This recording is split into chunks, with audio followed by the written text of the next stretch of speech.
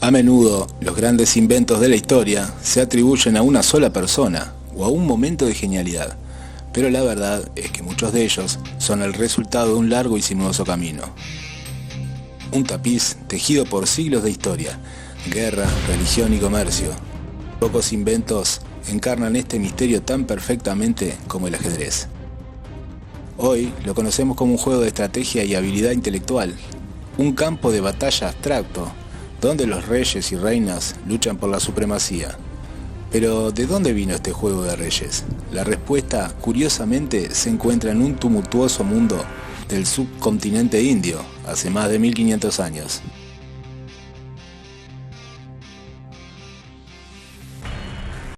La mayoría de los historiadores coinciden en que el ajedrez moderno tiene su origen en un antiguo juego llamado Chaturanga. La palabra se traduce como 4 divisiones. Hace referencia a las 4 ramas del ejército indio de la época: la infantería, la caballería, los elefantes de guerra y los carros. Estas 4 divisiones se reflejan directamente en las piezas del tablero, creando una simulación militar sin precedentes. No era solo un juego, era un campo de entrenamiento para generales, una forma de ensayar estrategias de batallas, lejos del caos del campo de guerra real. El Chaturanga se jugaba con dados, un elemento que lo diferenciaba notablemente del ajedrez que hoy conocemos. Sin embargo, el juego estaba a punto de experimentar su primera gran metamorfosis. Mientras el imperio Gupta florecía y las rutas comerciales se expandían, el Chaturanga no tardó en cruzar las fronteras y llegar a las manos de un imperio rival que lo cambiaría para siempre. Así, el viaje del Chaturanga lo llevó a través de la ruta de la seda y hasta la cuna de uno de los imperios más influyentes de la antigüedad, Persia.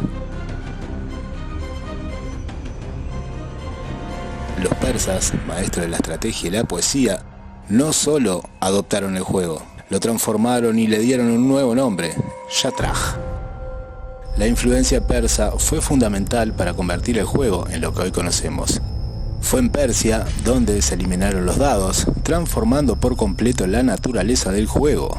Ya no se trataba de una mezcla de azar y habilidad, sino de un desafío puramente intelectual, un duelo de mentes. Esta decisión marcó un punto de inflexión, elevando el Shatraj al estatus de un juego de la realeza y la aristocracia. Los persas también adoptaron el nombre de las piezas. El Raja indio se convirtió en Shah, rey. El Vazir, el consejero persa, reemplazó a la pieza del carro, pasó a ser el consejero, ganando un papel crucial en la defensa del rey. La caballería se mantuvo, pero fue la pieza del elefante la que sufrió una de las transformaciones más curiosas. En el arte persa, las torres de un castillo a menudo se representaban con la forma de elefante de guerra. Así, el elefante indio se convirtió en el Roj persa, la pieza que hoy conocemos como torre.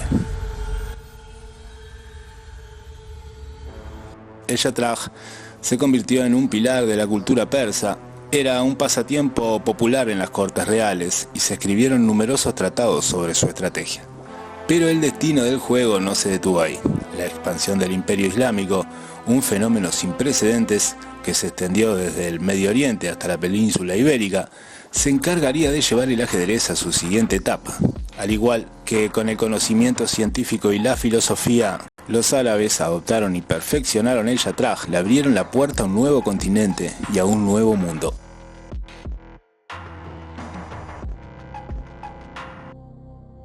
La llegada del Shatraj a Europa fue un evento cultural de suma importancia y el vehículo fue el califato del Al-Andalus, lo que hoy es España y Portugal. Para el siglo X, el juego ya estaba firmemente arraigado a la nobleza árabe y a medida que sus ejércitos se expandían hacia el oeste, también lo hacían sus costumbres y sus conocimientos.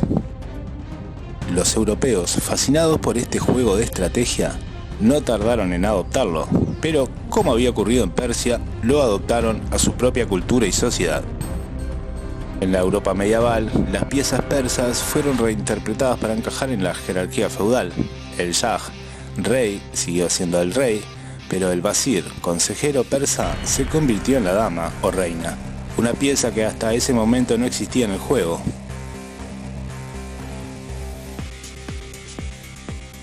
Esta transformación fue revolucionaria. Al principio la dama se movía un solo cuadro en diagonal, al igual que el consejero persa, pero a finales del siglo XV en España, su movimiento se expandió drásticamente para convertirse en la pieza más poderosa del tablero, capaz de moverse cualquier número de cuadros en cualquier dirección.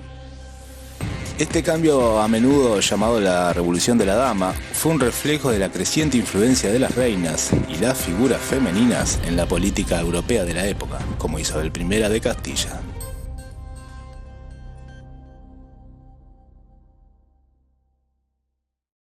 Mientras la dama ganaba poder, otras piezas también se adaptaron. El elefante persa, ya transformado en torre, ahora se parecía a un castillo o a una torre fortificada. El carro de guerra indio y el caballo persa se convirtieron en las piezas del caballo y el alfil que conocemos hoy en día. El juego, ahora llamado ajedrez, una adaptación del persa shatraj, se había transformado por completo. Fue en el siglo XIX, con el surgimiento de las reglas estandarizadas y los relojes de ajedrez, que el juego se profesionalizó por completo. Se estableció el concepto de campeón mundial y se crearon organizaciones para regir los torneos.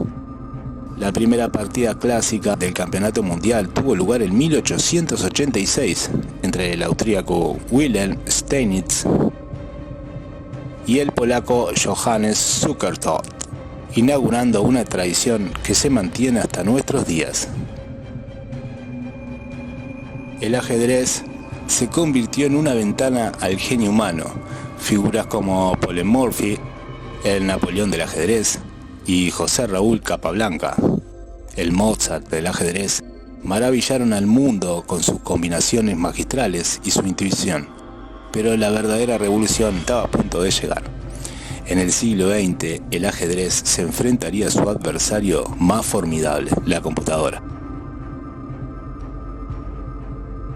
La idea de crear una máquina capaz de pensar como un ser humano, de procesar un juego tan complejo como el ajedrez, era el desafío definitivo para los pioneros de la informática. Y en 1997, una computadora llamada Deep Blue de IBM lo logró. En una serie de partidas históricas, Deep Blue derrotó al campeón mundial Garry Kasparov, un evento que conmocionó al mundo y demostró el inmenso potencial de la inteligencia artificial. Desde ese entonces, el ajedrez se ha vuelto inseparable de la tecnología. Hoy, los programas de ajedrez son tan avanzados que se utilizan para entrenar a los grandes maestros.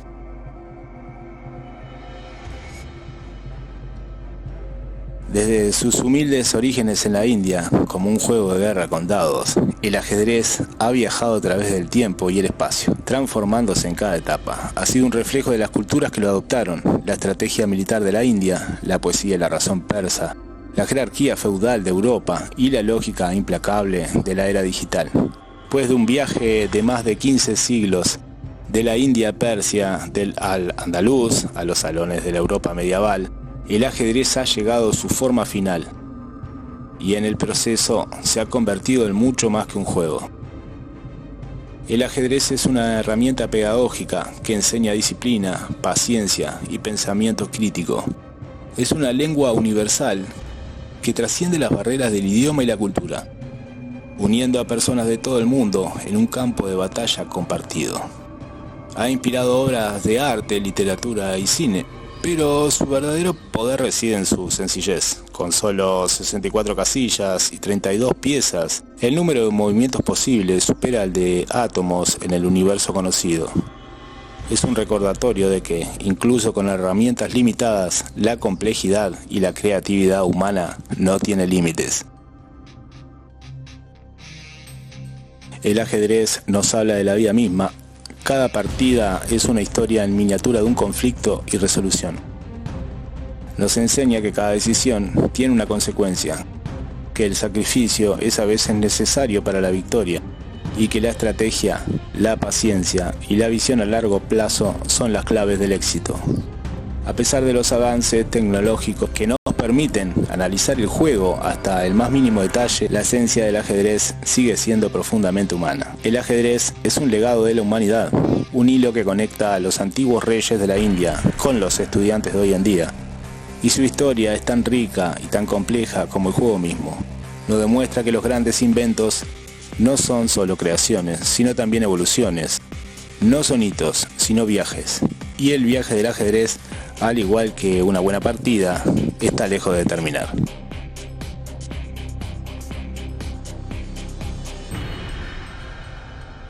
Acompáñenos para descubrir más inventos legendarios que dieron forma a nuestro mundo en las próximas leyendas de invención.